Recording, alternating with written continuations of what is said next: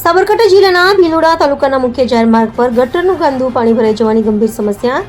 જ્યાં રસ્તાની બાજુમાં ગુજરાત વિદ્યુત બોર્ડની સામે ગાજણનગર ભાટવાસની આગળ ઘણા લાંબા સમયથી આ વિસ્તારમાં ગટર લાઇનનું ગંદુ પાણી ભરાયેલું છે, જેના કારણે આસપાસના વિસ્તારમાં ગંદકીની દુર્ગંધ ફેલાઈ રહી છે. દુકાનો આગળ પાણી ભરાઈ જતા વેપારીઓ અને સ્થાનિક લોકો મુશ્કેલીમાં મુકાયા છે. આજુબાજુના રહીશો દ્વારા લેખિત તેમજ મૌખિક રજૂઆત પંચાયતમાં કરવા છતાં તેનો કોઈ નિકાલ આવતો નથી. આ ગટર લાઇનમાં કચરો પણ તરતો જોવા મળે છે, તેમજ આજુબાજુ કચરાના મોટા ઢગલાઓ પણ પડી રહ્યા છે.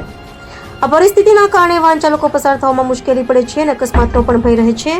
ઉપરાંત મચ્છર અને જીવાતો વધવાથી આરોગ્ય માટે પણ જોખમ ઊભું થઈ શકે છે. વાહનો અવરજવર કરવામાં પણ મુશ્કેલીનો સામનો કરવો પડે છે.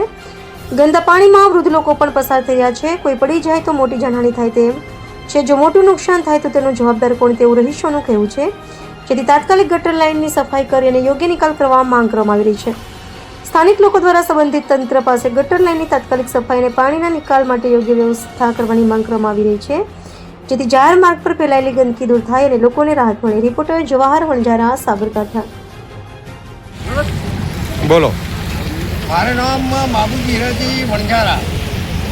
આ ઘર આગળ આજે અમારે અહીંયા આગળ એક મુક્તિ થયેલી હતી અને સમાજ આખી ભેગી થયેલા હતી અને આ પાણી વારંવાર ભિલોડા પંચાયતમાં વારંવાર કહેવામાં માણસો મોકલ્યા, કઈસો રજૂઆતો કરી પણ કોઈ સાંભળતું નથી.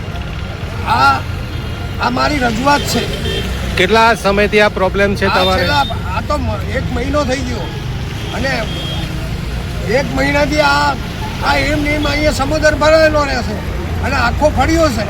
તમારા નગરપાલિકામાં છે રજૂઆત? ગટરનું પાણી, ગંદુ પાણી અહીંયા આવેલું પાણી છે અને અમારા સમાજના જે માણસો આવેલા છે કે આ શું છે બાબુ, તમે એક આગેવાન તરીકે છો ને આ તમારી કોઈ સાંભળતું નથી વાત, એટલે મારે આ પગ લેવા પડ્યા. તમારું નામ? બાબુભાઈ હીરાજી વણજારા, ગામ? ભિલોડા, ગોવિંદનગર મારું મકાન છે.